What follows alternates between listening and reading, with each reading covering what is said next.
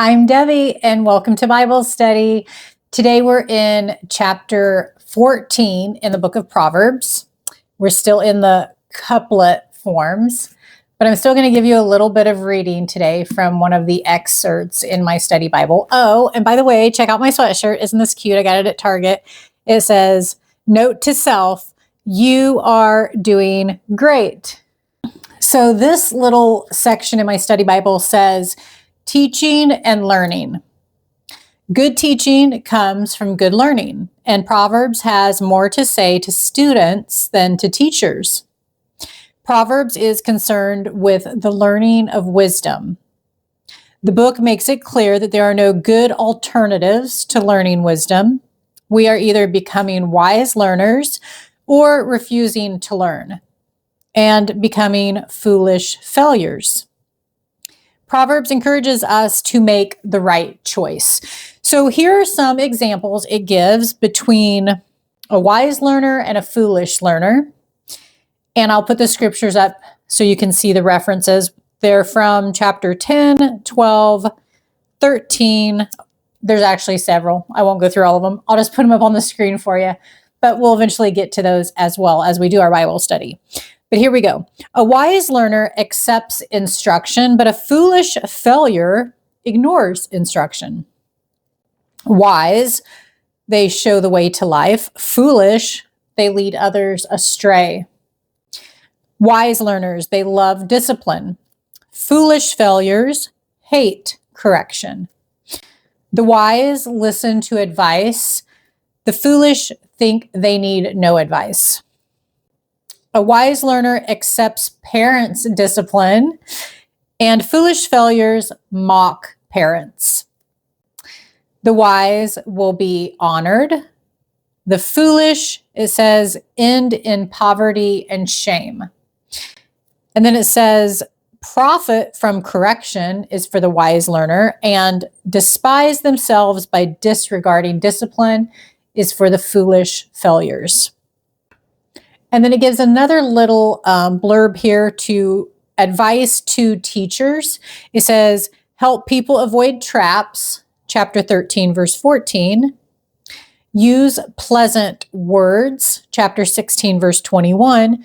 And speak wise words at the right time. That's chapter 15, verse 23, and chapter 18, verse 20. So if you're ready to Bible study with me, let's go.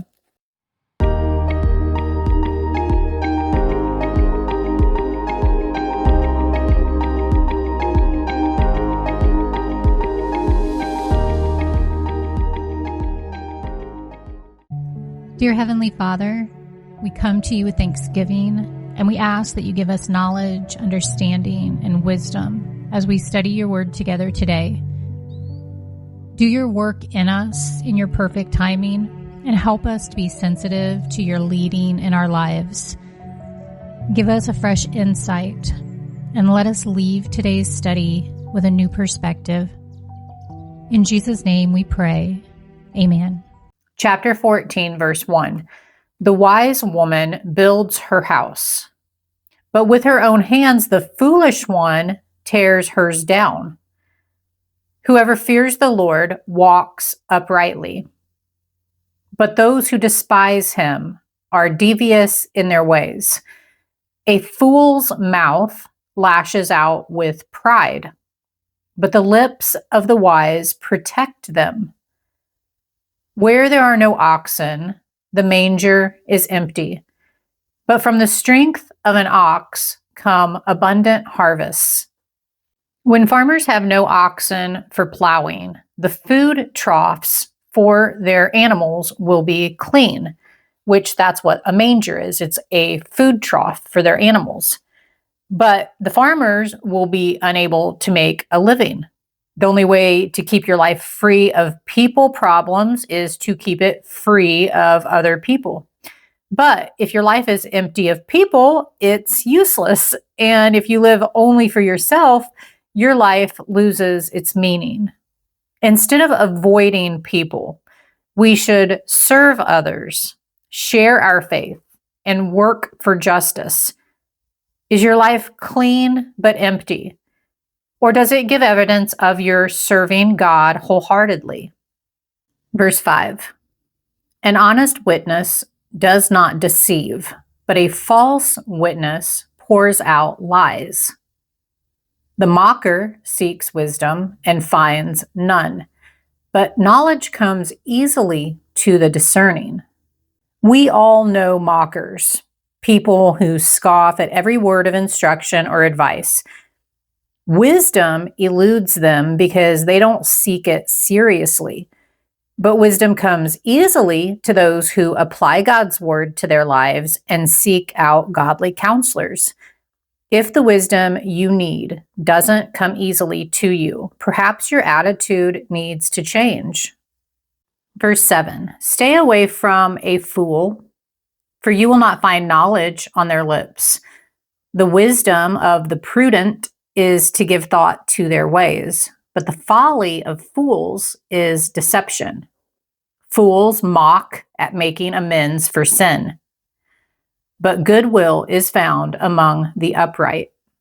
How rarely we find goodwill and reconciliation in society today. Angry drivers yell at each other in the streets. People fight to be first in line. Politicians scream across the aisle. Disgruntled employers and employees both demand their rights. But the common bond of God's people should be goodwill. Those with goodwill admit their shortcomings and think the best of others. They have good motives and intend to do what is right.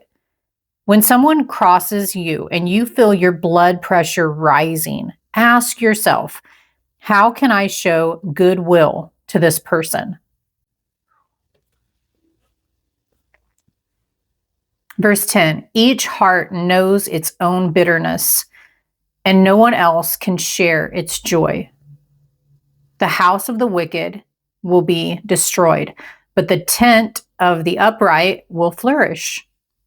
There is a way that appears to be right, but in the end, it leads to death. Even in laughter, the heart may ache, and rejoicing may end in grief. When it says the way that appears to be right, that may offer many options and require few sacrifices. Easy choices, however, should make us take a second look. Does this solution look attractive because it allows me more time to do what I want? Because it doesn't ask me to change my lifestyle? Because it requires no moral restraint? The right choice often requires courage, hard work, and self-sacrifice. So don't be enticed by apparent shortcuts that seem good but end in death. Verse 14, the faithless will be fully repaid for their ways, and the good rewarded for theirs. The simple believe anything, but the prudent give thought to their steps. The wise fear the Lord and shun evil, but a fool is hot-headed and yet feels secure. A quick-tempered person does foolish things, and the one who devises evil schemes is hated. The simple inherit folly, but the prudent are crowned with knowledge. Evildoers will bow down in the presence of the good, and the wicked at the gates of the righteous. The poor are shunned, even by their neighbors, but the rich have many friends. It's a sin to despise one's neighbor, but blessed is the one who is kind to the needy. Do not those who plot evil go astray, but those who plan what is good find love and faithfulness. All hard work brings a profit, but mere talk leads only to poverty. The wealth of the wise is their crown, but the folly of fools yields folly. A truthful witness saves lives, but a false witness is deceitful. Whoever fears the Lord has a secure fortress, and for their children it will be a refuge. The fear of the Lord is a fountain of life, turning a person from the snares of death. The way of the Lord leads to a fountain that promises eternal life. It's not a trail riddled with deadly snares. It's a joy to follow God.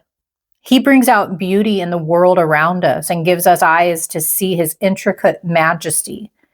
He uses creation in all its glory to show us a small part of his splendor. How can we not stand in awe of him? We catch glimpses of who God is and what heaven is like as we observe this earth with eternity in mind. We can see his fingerprints as we behold his creation. God is greater than what he has made. He's mightier than all that exists. He is our omniscient Father, and he is our perfect Savior. We can take him at his word because he is faithful and true. He always follows through on his promises. Keep honoring the Lord, for he is the fountain of life. Verse 28. A large population is a king's glory, but without subjects, a prince is ruined. Whoever is patient has great understanding, but one who is quick-tempered displays folly. A quick temper can be like a fire out of control. It can burn us and everyone around us in its path. Anger divides people. It pushes us into hasty decisions that cause bitterness and guilt. Yet anger in itself isn't wrong. Anger can be a legitimate reaction to injustice and sin. When you feel yourself getting angry, look for the cause. Are you reacting to an evil situation that you are going to set right? Or are you responding selfishly to a personal insult? Pray that God will help you control your quick temper, channeling your feelings into effective action and conquering selfish anger through humility and repentance. Verse 30, a heart at peace gives life to the body, but envy rots the bones. Whoever oppresses the poor shows contempt for their maker, but whoever is kind to the needy honors God. God has a special concern for people who are poor.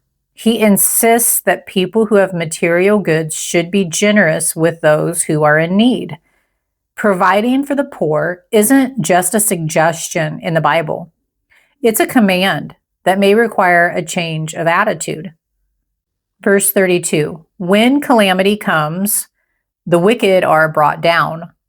But even in death, the righteous seek refuge in God. Wisdom reposes in the heart of the discerning, and even among fools, she lets herself be known. Righteousness exalts a nation, but sin condemns any people. A king delights in a wise servant, but a shameful servant arouses his fury. If you enjoyed today's Bible study, please hit the like button, share this video or this channel if you feel led to, subscribe if you haven't, and click on the next video. We'll continue into chapter 15.